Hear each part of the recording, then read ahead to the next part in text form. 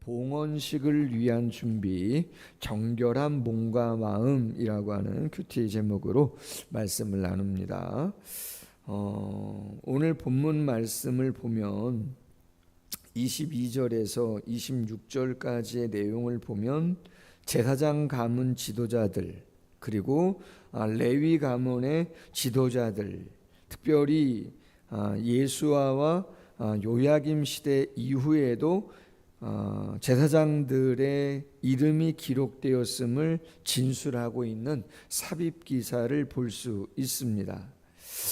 오늘 본문에 보면 많은 이름들이 나오고 있는데 이 이름들을 왜 이렇게 기록하고 있느냐, 출처를 왜 밝히고 있느냐, 그것은 명단이 확실하다라고 하는 것을 증명하고자 하는 것입니다. 무슨 이야기냐면 학자들은 이런 해석을 해요. 이스라엘의 죄가 무엇이었는가를 볼 때 솔로몬의 아들 르호보암 때 북이스라엘 여로보암과 남유다 르호보암으로 나라가 갈라집니다. 그때 북이스라엘 여로보암이 하나님 앞에 죄악을 저지르는데 그 죄악이 북쪽 이스라엘의 19명이나 되었던 마지막 아수르에게 멸망당할 때 그 모든 19명의 왕들이 죄를 진 죄가 동일합니다. 계속해서 반복적인 표현은 뭐냐면 여로보암의 길을 쫓아갔다는 거예요. 그럼 여로보암 왕의 길을 쫓아간 게 뭐냐라고 할 때 정치를 위해서 종교를 사용한 것인데, 우리가 잘 아는 것처럼 하나님의 성전에서 봉사하고 섬길 수 있는 사람들은 레위 지파 사람들로, 제사장은 아론의 자손으로 구별이 되어 있는데 여로보암이 어떻게 합니까? 레위 지파 사람뿐만 아니라 그냥 모든 지파의 일반 백성들도 다 성전에서 봉사할 수 있도록 열어버립니다.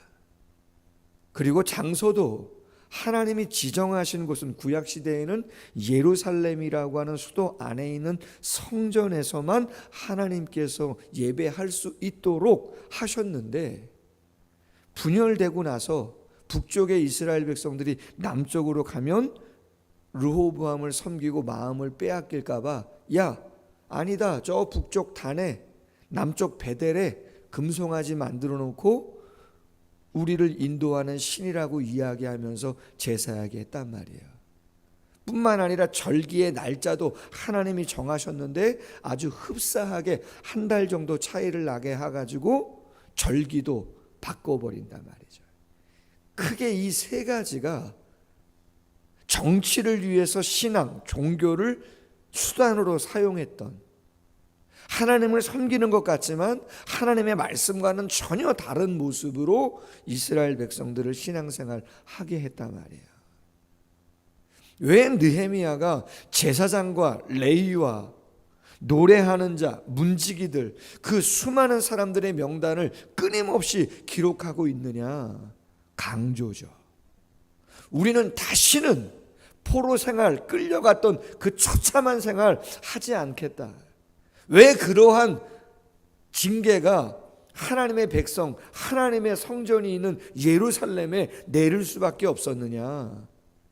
그것은 하나님의 말씀을 대충 설렁설렁, 하나님을 위한 영광이 아니라 우리 자신의 이익을 위해서 종교, 신앙을 이용했던 그러한 잘못을 철저하게 회개하고 하나님 앞에 바르게 신앙생활 하겠다, 그렇게 다짐하는 의미로 명단을, 그 가문의 대를 빠짐없이 다 기록하고 있다는 것이죠. 제가 신앙생활을 하고 부교육자 생활을 하면서 어느 교회는 70년, 어느 교회는 100년, 어느 교회는 50년 교회 역사들이 있습니다. 근데 제가 편집 발간위원으로 참여했던 교회가 부산에 있는 동삼교회라고 하는, 제가 사역할 때 20년이 좀 더 됐습니다. 20년이 더 됐는데 그때 부교육자 시절 때 편집위원으로 장로님, 권사님 이렇게 해가지고 한 5명 정도가 편찬위원이었는데, 교육자 중에는 제가 대표로 들어가서 50년사 발간을 한 적이 있어요. 교회가 50년 정도 되니까 자료가 방대합니다. 자료가 얼마나 많겠어요. 50년의 역사 가운데 교육자들도 많이 바뀌었고, 부교육자는 말할 것도 없고, 장로님들, 권사님들, 안수집사님, 교사들 수없습니다. 명단이. 근데 제가 그걸 쫙 보면서 말이에요, 그 50년 동안 그 교회를 섬겼던 교역자, 장로님, 권사님, 주일학교 교사들, 그 명단을 쫙 보는데 말이죠, 참 귀하다.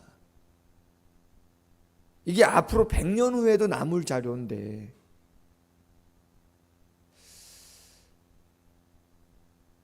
저희 교회 주보 12년 동안 다 모아져 있습니다. 목양실에 가시면 12년 전에 첫 예배를 드릴 때부터, 노회가 주관돼서 설립 예배를 드릴 때부터 지금까지 임직식이라든가 모든 순서지들, 모든 홍보물들, 전단지들 다 보관되어 있습니다. 그렇게 긴 시간은 아니지만 12년 동안 교회 이름으로 인쇄물이 나온 것들은 다 기록되어 있습니다. 거기에 사회를 누가 받고, 설교를 누가 했고, 기도를 누가 했고, 주일학교 교사는 2024년에 누구고, 전도회장은 누구고, 다 기록되어 있습니다. 오늘 말씀을 묵상하면서 이런 생각을 해봤습니다. 오늘 본문에 나오는 모든 사람들이 다 완벽한 사람인가? 그렇지 않습니다. 레위기 21장 8절에 보면, 너는 그를 거룩히 여기라. 그는 내 하나님의 음식을 드림이니라. 너는 그를 거룩히 여기라. 너희를 거룩하게 하는 나 여호와는 거룩함이니라. 오직 거룩하신, 완전하신 분은 하나님 한 분이시고, 아무리 거룩한 옷을 입었다 할지라도 아론도 흠이 있고, 그 다음에 모든 대를 잇는 사람들도 흠이 있어요. 그러나 오직 거룩히 여김을 받아 하나님의 교회를 섬긴다는 것이죠. 나를 불러주셨다라고 하는 것은 하나님 앞에 너무나 귀한 거다.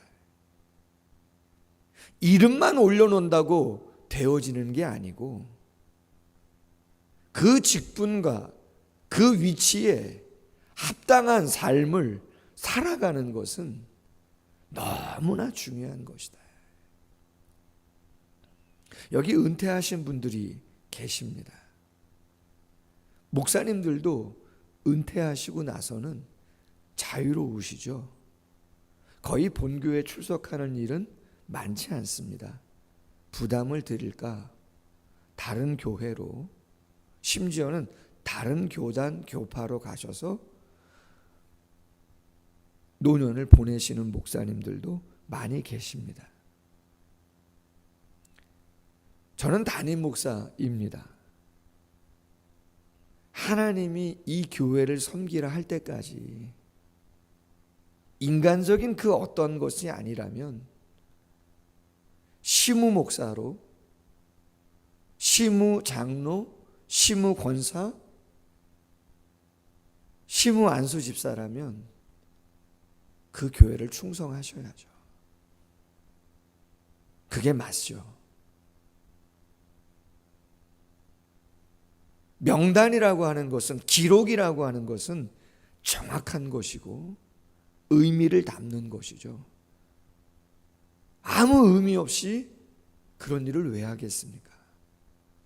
그렇지 않다라고 하는 것이죠. 그것은 10년 후에, 50년 후에도 나의 자손들이 그것들을 볼 수 있는 것이죠. 그걸 남기는 것이죠. 지금 이스라엘의 자손들이 2500여 년 정도 전에 있었던 오늘 본문의 명단을 그들이 갖고 있는 것이고, 얼마나 자부심을 느끼고 귀하게 생각하겠는가.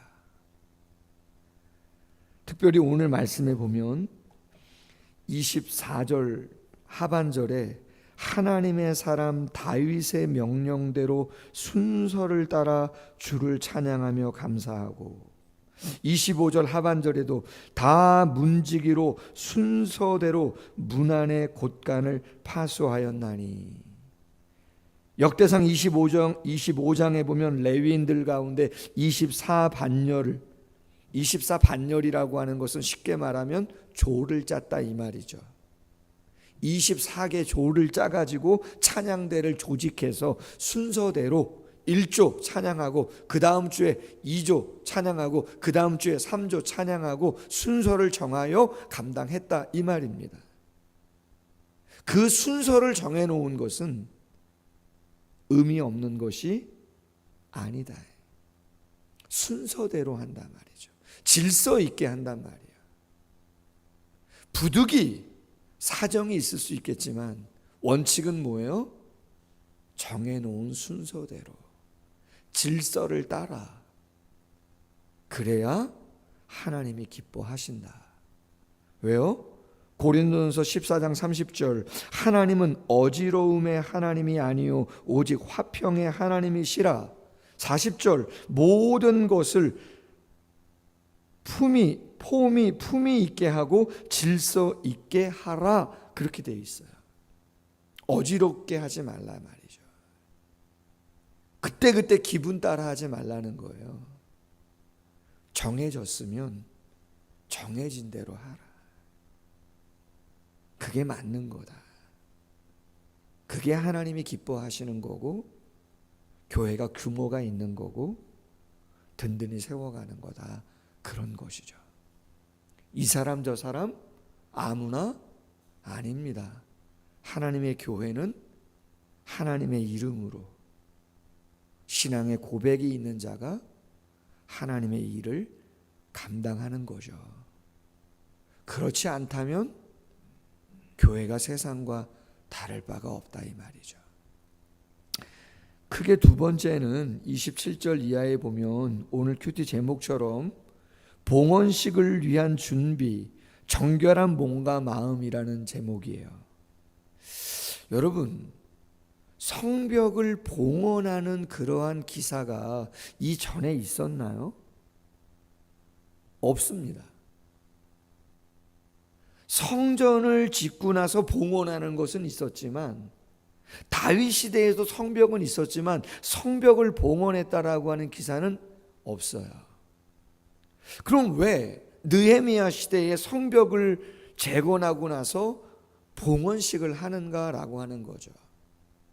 학자들은 이런 해석을 합니다. 봉헌이라고 하는 것은 하나님께 드리는 것인데, 하나님께 감사를 표현하는 것인데, 그것은 예배다라고 하는 거죠. 예배는 하나님의 임재가 있는 것이고 하나님의 거룩을 찬양하는 것이고, 우리 또한 거룩해 지어지는 것임을 이야기한다라고 하는 거예요. 무슨 이야기냐면, 하나님의 임재가, 하나님의 거룩이 성전 안에만 머무르지 아니하고 이제는 지경이 확대돼서 성벽, 그 성 안에 있는 모든 자가 다 하나님의 임재를 경험하고 다 거룩해지는 것을 의미한다라고 하는 거예요. 느헤미야의 마음속에는 조금 더 확장된, 에스라의 마음속에는 조금 더 확장된 성전 안에 특별한 장소에서만이 아니라 이제는 삶의 모든 곳에 하나님의 임재가 있고 하나님의 역사가 있는, 하나님의 거룩이 있는 그러한 모습으로 나라가 재건되기를 원하는 마음을 갖고 있다 이 말이죠. 사랑을 그리는 교회 예배당 귀하죠. 그러나 이곳에만 하나님의 임재가 아니고 우리의 가정에, 우리의 직장과 사업장에 모든 곳에 하나님의 임재가 있고 거룩이 있어야지는 그러한 부분이 필요하다라고 하는 거죠. 할렐루야. 예전에 김경렬 교수라고 총신대 강의 나가시는 분이 레위기 강의를 저희 교회에서 한 3주간인가 연속해서 강의를 하신 적이 있어요. 근데 레위기를 강의하시면서 성막에 대한 이야기를 할 때 저도 개인적으로 도전받은 부분이 있는데, 여러분 구약의 성막, 성전의 구조가 기본적으로 가장 중요한 곳이 지성소고, 그 다음 성소고, 그 다음 뜰이 되어 있습니다. 그 뜰에 물두멍과 번제단이 있고, 성소에 분향단 떡상, 그 다음에 등불 이런 것이 있습니다. 등잔대. 그리고 지성소에는 법궤가 있죠. 지성소에는 대제사장이 1년에 딱 한 번 7월 10일 대속죄일 날 한 번 들어갑니다. 성소에는 제사장들 정도가 들어갈 수 있습니다. 그리고 뜰에는 레위인들이 수종들 수가 있는 것이고, 다른 사람들은 그곳에 들어가기가 어렵습니다. 문이 3곳이 있습니다. 성막을 들어가는 첫 번째 출입문, 성소를 들어가는 두 번째 문, 지성소를 들어가는 세 번째 문, 휘장으로 우리가 알고 있는 문이죠. 그때 김경렬 교수님이 강조한 게 뭐냐면, 구약시대의 성막을 통해서 하나님이 주시는 메시지 가운데 중요한 게 뭐냐면 거룩의 강도였습니다. 뭐라고요? 거룩의 강도. 모세가 십계명을 시내산 꼭대기에서 받을 때 그 꼭대기에 아무도 올라오지 못하게 했단 말이죠. 올라오면 어떻게 돼요? 죽는다 되어 있어요. 그럼 왜 죽느냐 이 말이죠. 그것은 하나님의 거룩, 그 영광의 강도 때문에 죄가 있는, 허물이 있는 죄인이 하나님을 직접 대면했을 때는 죽게 되어진다 이 말이에요. 우리가 묵상해 보면서 추구해야 될 게 뭐냐? 교회에서 마음으로 갖는 그 정결함과 거룩의 강도가 내 가정으로 옮겨지고, 직장과 사업장으로 옮겨지고, 대인관계 속에서 되어지고, 하나님이 그걸 원하신다는 거죠. 그게 진짜 하나님 나라가 확장되어지는 것이다. 아멘. 여러분 결코 쉽지 않습니다. 왜? 세상은 그렇죠, 어두움이잖아요. 말씀과 함께 가지 않거든요. 그래서 우리는 영적으로 싸움하면서 감당해 가야 되는 것이죠. 오늘 30절 하반절에 몸을 정결하게 하고 백성과 성문과 성벽을 정결하게 하니라, 깨끗하게 했다는 거죠. 모든 백성들, 성문, 성벽까지도 깨끗하게 했다. 그래서 여러분 토요일 날 주변을 정리하잖아요. 교회 본당뿐만 아니라 주변을 깨끗하게 정리하려고 하잖아요. 특별히 저는 더 신경 쓰는 게 산 밑이고 개울이고 그렇기 때문에 뱀도 있습니다, 이곳에는. 그래서 풀이 나지 않도록 눈에 잘 띄도록 깔끔하게 하는 이유 중에 그런 일이 일어나지 않도록 하는 마음도 상당히 많이 있습니다. 솔직히는 깨끗하게 우리 마음도. 할렐루야. 기도하겠습니다. 하나님 아버지, 제사장 가문, 레위 가문 누가 부름받아 섬겼는가? 누가 귀환했고 누가 그 귀환한 이후에 하나님의 성전에서 섬겼는가? 명단을 조목조목 요약해서 잘 기록해 주고 있습니다. 한때는 레위 사람 아닌 사람들이, 제사장이 될 수 없는 사람들이 정치적인 이유로 하나님의 성전을 섬겨 하나님의 말씀을 어겨 죄악으로 나라가 망해지는 그러한 일들도 있었고, 부름을 받았음에도 불구하고 그 직분을 소홀히 여겨 성전을 돌보지 않은 자들도 있었음을 우리는 알고 있습니다. 이름을 적는다는 거, 기록한다는 거, 그거 하나님 앞에서 거룩한 약속이고 맹세가 아니겠습니까? 우리가 완전하기에 부름받은 거 아님을 잘 알고 있습니다. 어지러움의 하나님이 아니고 화평의 하나님이고, 질서 있게 하라, 순서대로 하라, 정한 대로 하라 이야기합니다. 편의주의로 흘러가지 않도록 교회를 위해서 어떤 모습으로 섬겨야 할 것인가 하나님 앞에서 생각할 수 있는 저희들 될 수 있도록 함께해 주시기를 원합니다. 쉬운 일은 아니겠사오나 무게중심 잘 둘 수 있도록 도와주시기를 원합니다.